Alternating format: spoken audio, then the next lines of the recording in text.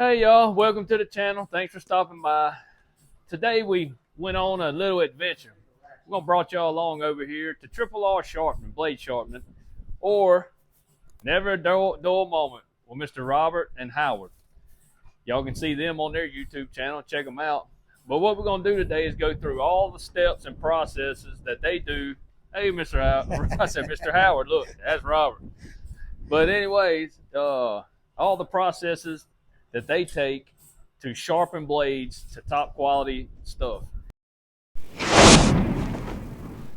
We'll go through all them steps, see what sharpeners they use, how to set them up, how they operate, the whole 9 yards. But y'all would hop in and ride along.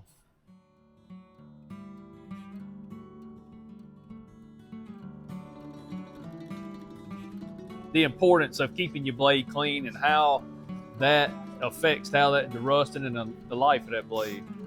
These blades, you know, they're not extremely expensive. They anywhere from, depending on the length of your blade. I sharpen some blades that are, the shortest blades that I sharpen are 125 inch. I do 144 inch. Take that back, 129 inch shortest blade. 144 inch. Up to 209 inches. 209 inch blade, 1.5 inch wide, 55 thousandths thick, cost around $38 to $40 a piece.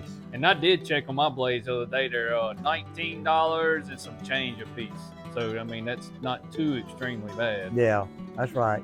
So, and that's what kind of blades? Casco. Cascos.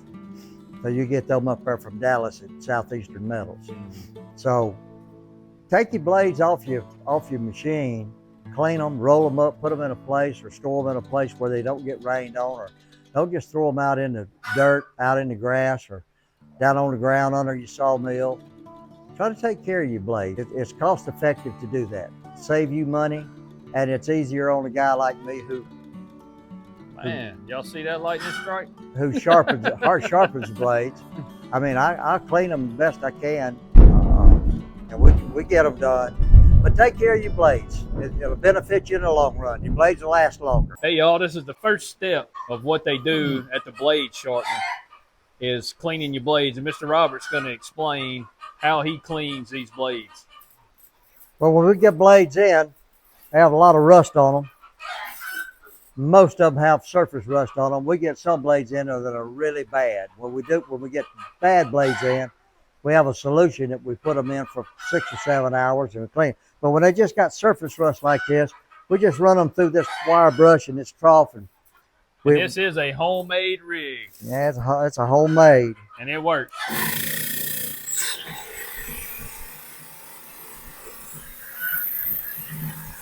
You can see all the dust and rust coming off of that blade. Does a very good job at cleaning it. I think good.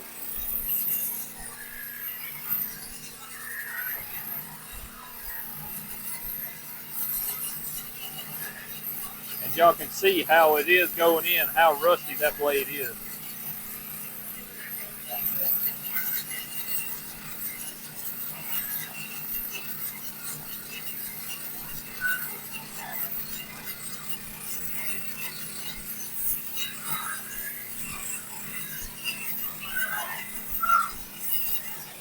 All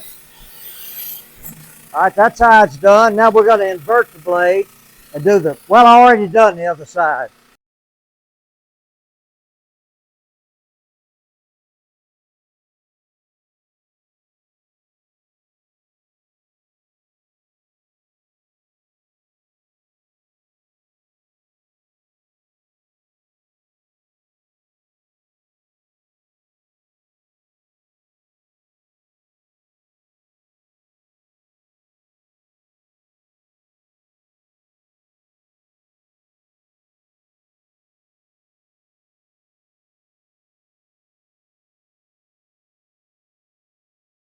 All right, Mr. Robert, tell us what you got going on here in this part of the process. Okay, I am, my name's Robert. I'm with Never a Dull Moment with Robert Howard. But he has brought some blades up here for us to take care, look at and sharpen. So what I have done is I've got out there on my wire brush and I've cleaned these blades. And I've came in here and I found the weld joint and I've marked on either side of the blade, on the front and on the back. So that way I know where I'm at whenever I'm inspecting the blades and sharpening the blades. And what's the reason why you marked that? I marked this at the weld joint because whoever made this blade, or any blade, some people, this comes on a roll of steel 500 foot long, and you measure it off the length of the blade, cut it, weld it together. That's how saw blades are made. And if you don't cut this at the right spot, then you have on here all your teeth all the way around this blade is one left, one right, one straight. Your straight blade being your record blade. So your teeth are left, right, straight, all the way around this blade. At the weld joint, if you're not particular, whenever you weld it back together and you don't cut the right tooth off, it'll be left, right, straight, left, or right, and you lose it doesn't hurt the cutting of the blade, but what's important is when you're setting the blade, if you don't pay attention to that while you're setting, you'll start setting the teeth in the wrong direction. And so that could cause early failure, breaking teeth off. That's right. So now I'm going to inspect the blade. I'm inspecting the blade for bad teeth and cracks.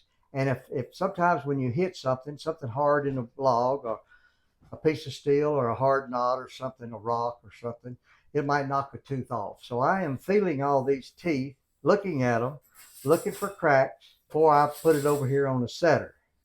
Neil takes and keep in mind, y'all, I'm pretty rough on blades. Neil takes pretty good care of his blades, but I will tell you about my friend Neil. Neil, he doesn't lollygag around when he saw it. He has a very fine 2020 Timber King sawmill. Got all the bells and whistles on it, and it's a diesel. How many horsepower is it? Just 25 Kubota. 25 horsepower Kubota. So you could get down on it pretty quick, and he believes in getting down on it. I guarantee he cuts good lumber, no joke. He cuts good lumber. He's building a house down there. If y'all have been on his YouTube channel watching him, you can watch him build. He's building a fine. Are you calling it a house or a barn dominium or a project? It's a project. Okay, so now I set with a Cook's dual tooth setter. It's my preferred setter. I like it. I know there's probably some out there that's better than this. I know there's some out there that's not as good as this, because I have several out here in my shop. And but I like this. I can watch set on the teeth with these two dial indicators. Right now I'm gonna put it in here and I raise the blade up to where my dial indicators are hitting on the flat part of the blade. Now I'm going to zero my indicators. That's right on zero, just touch, and this one here is 1,000ths off. So now we're zeroed. And I'm going to check this blade. We're shooting for 20 thousandths, or right around 20. So this one here is 22 and that one's 18. What we're going to do is run our anvils in, the little things that push the teeth. I call them anvils. Some people may call them something a little different. I call them anvils. I'm going to lower this blade down just a little bit. And we're going to push this. I call that my inside, this my outside, or that my left and this my right.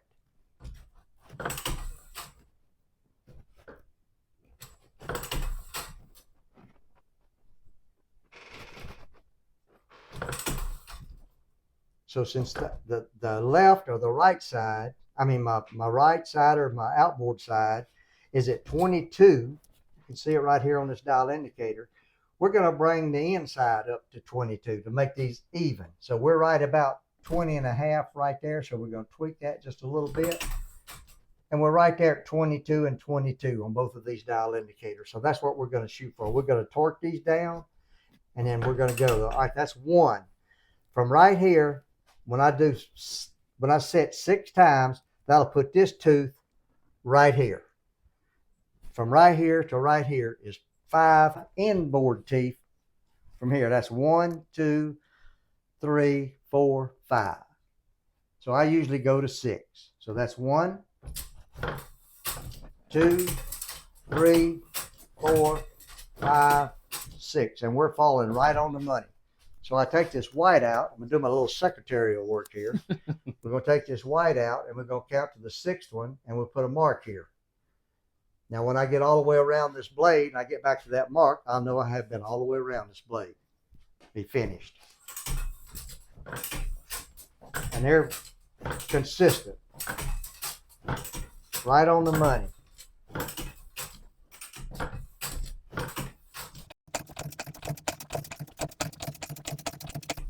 All right, we're getting ready to come up to our well joint.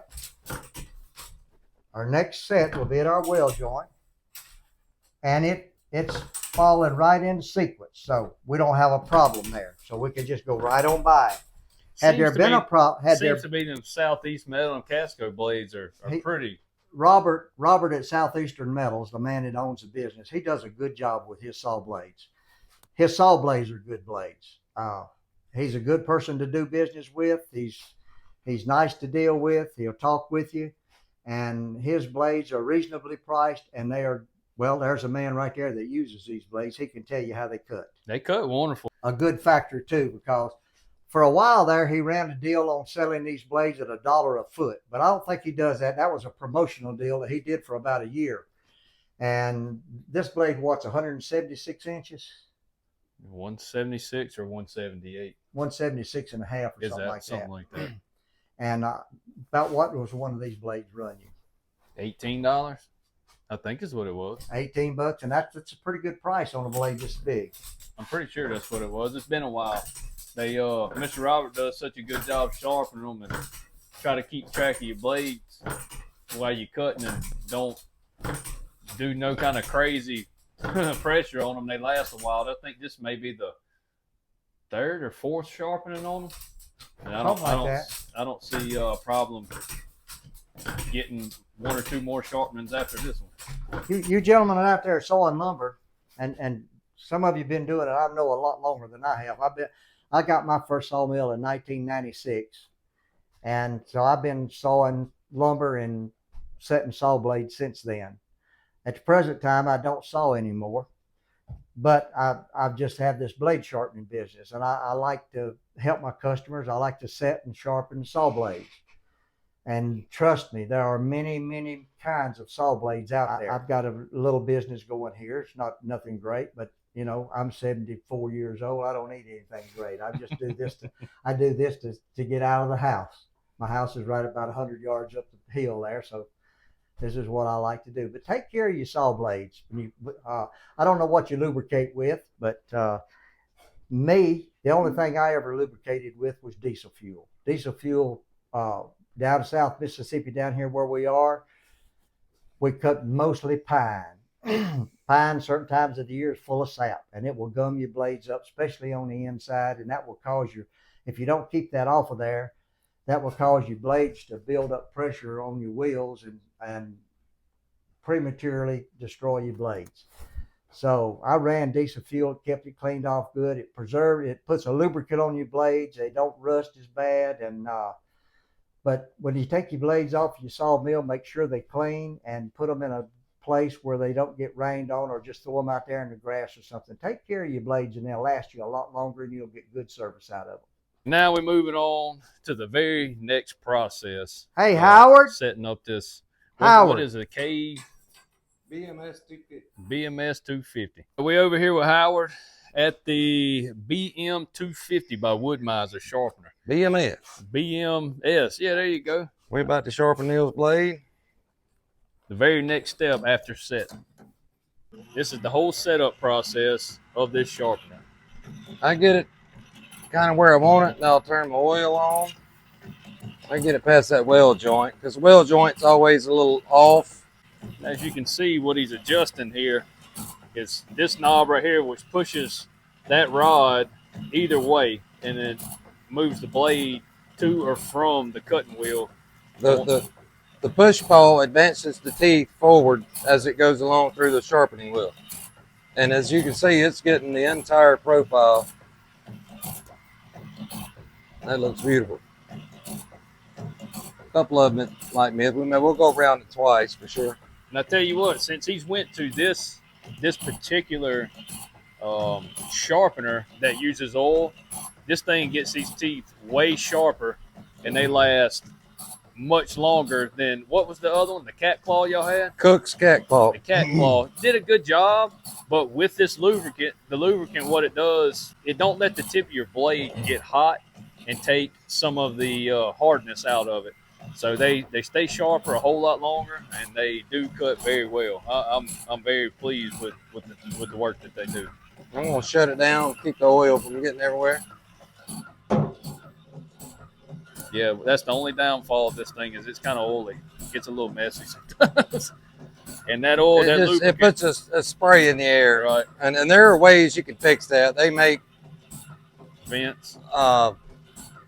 Things you can put on top that, like a vacuum system, and it helps it all. But I'm out in the elements, so I'm good. That's right. Now you just sit back and wait. Let it do its thing. Lubricating oil. You got to save and preserve as much of that stuff as you can, because it's very expensive. What's the price on that oil, Howard? It's $125 for 5 gallons. $125 for 5 gallons. And we try to preserve as much as we can.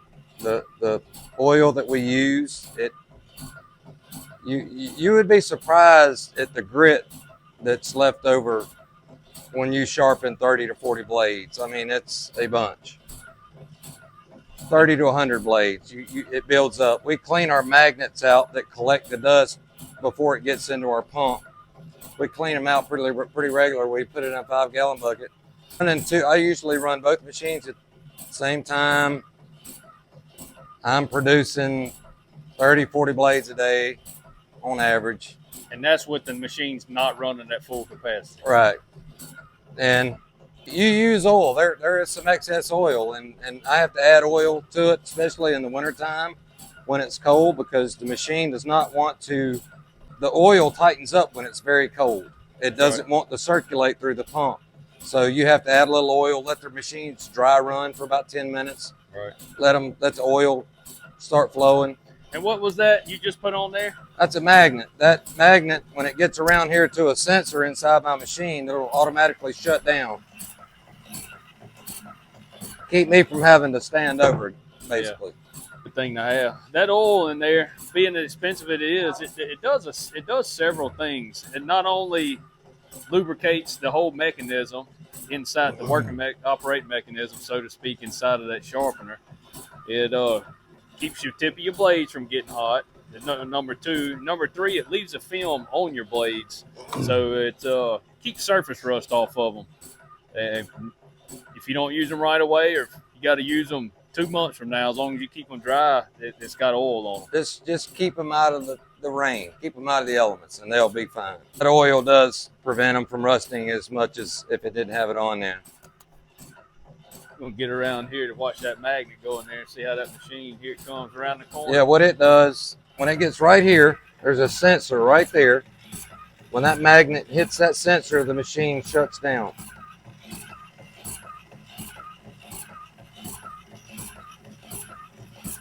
You can see how the whole operation works right there. And this machine will turn up to twice this speed. Oh yeah. Some people run them like that. I don't really need to. Slow and steady. Look, there's that magnet. We're gonna watch it get right there to that sensor. There it Boom, went. there it is. Shut down. It means the whole entire blade has been sharpened. Always turn your oil off before you put your next blade on there, because if you turn it on and your oil's on, it'll get all over you. There you go. You take your oil bath, even though you don't. You will take an oil bath. And that's how they do the blade sharpening here, the entire process at RRR Blade Sharpening, or Never a Dull Moment with Robert and Howard, or Howard and Robert. They still argue about that a little bit. You know how it is. But anyhow, that's how they done here. Hopefully that helped you. I'll put their information in the description below if y'all interested in getting any kind of saw blade sharpening like that, these bandsaw blades, they do a very, very excellent job, and highly recommend them. Thank y'all for stopping by, seeing how it's all done. Maybe it helped y'all out. And y'all remember, y'all come back, you hear?